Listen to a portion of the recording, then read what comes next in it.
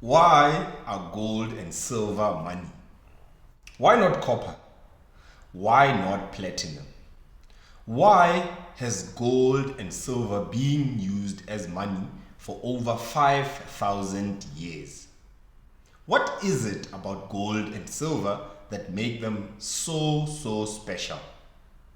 Here at the Money Revolution, we've discussed at length the many economic reasons why gold and silver is the best money.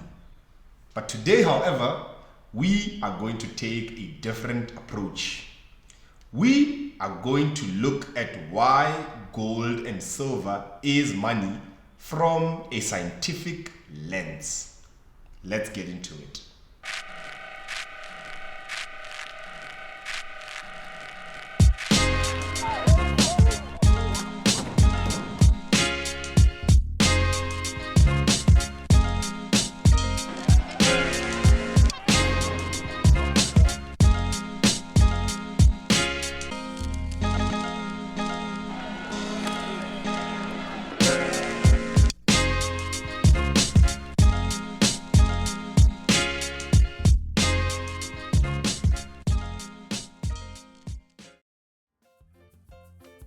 Welcome back to the Money Revolution, the podcast where we empower one another to build wealth through the sharing of information and ideas about how money really works.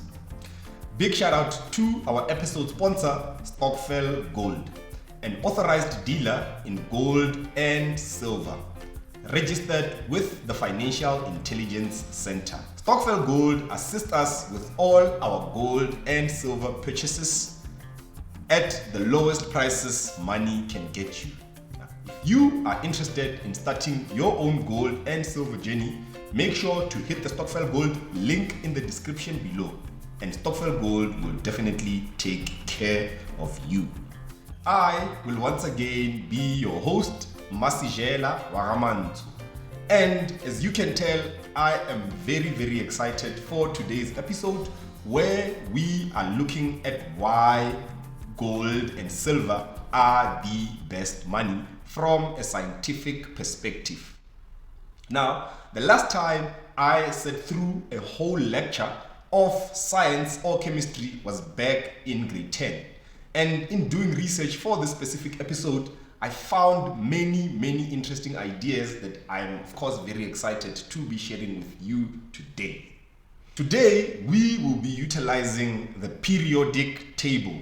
Now, for those of you who don't know, the periodic table lists all of the known elements in our universe, 118 of them in total. Now, I am quite confident that whatever we as a human civilization decide to choose as money will have to come from this specific table. Now, we are going to perform a money litmus test. So basically, we are going to look through all these elements listed here on this table, and we will eliminate each and every one that doesn't fit the test to see which ones we are left with as the best money.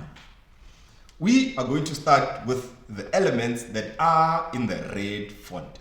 Now, they encompass your helium, your oxygen, and hydrogen, just to name a few. Now, all of these elements are gases at room temperature.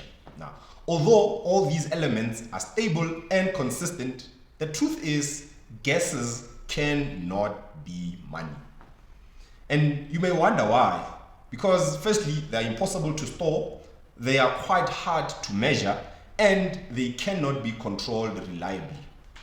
Now, what do I mean by this? Imagine a situation where you have a glass jar full of your gas money, and you want to go buy something small like toothpaste at a store. Now, you try and open that jar and your money escapes into the atmosphere. Now, that in itself is definitely not practical because we would lose our net worth, or because gases cannot be reliably controlled. So on that basis, gases needs to be eliminated. The next batch of elements that we will look into are these elements highlighted here. They all fall within the category of highly reactive elements. Now, this means that they easily change form and they also do not remain consistent in open air or in room temperature.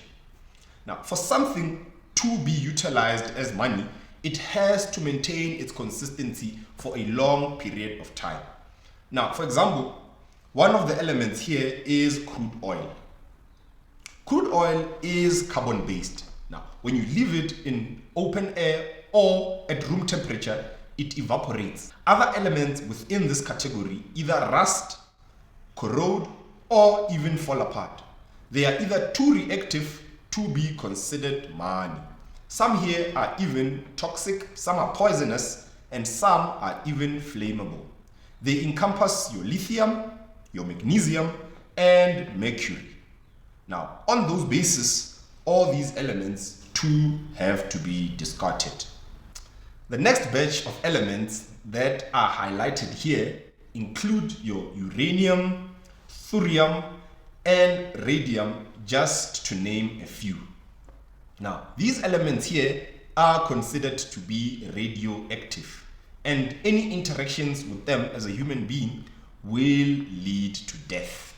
So, I personally appreciate the many misalignments around the what is money question.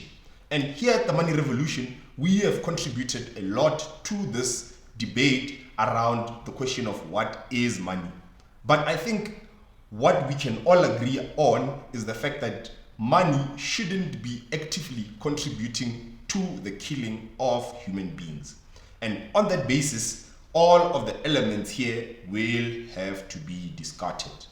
Now, you can see that once we've removed all the gases, once we've removed all the liquids, once we've removed the elements that fall apart and are not consistent, and also elements that actively kill human beings, you'll realize that our options for money are slowly narrowing down. Now, contrary to what many reserve banks will tell you, another defining characteristic of money is that it has to be rare or scarce. Now, what we mean by this is that if you have too much of a money in circulation, inflation will kick in and prices will rise. Now, whilst on the principle of rarity, these next elements that are highlighted here, which include your aluminium, your silicon, your iron, nickel, copper, and tin, are considered to be extremely abundant. And by virtue, they are not rare enough to competently perform the function of a store of value and therefore a valuable medium of exchange. On that specific basis, they too have to be eliminated. Now, back to that scarcity principle. You do not want your money to be too rare or too scarce, because if that is the case and that particular money cannot be found, it will automatically slow down your trade. So elements like osmium and iridium that only come to our earth through meteorites, and this evidences their extraterrestrial origins, are not good choices for money, and for that they too have to be discarded. So we are then left with only 3 elements in the form of platinum, silver, and gold. The beauty about these 3 elements is that they are all relatively rare, and at the same time they can also be found in common places such as your rivers, your streams, and mineral rich deposits. Now, if you lived in the ancient world and found a very large deposit of platinum and you longed to transform it into coins, you would have required some futuristic technology to do so. And this is because the melting point of platinum is over 1760 degrees Celsius. Now, whereas gold and silver's melting points are at 961 degrees Celsius and 1064 degrees Celsius respectively.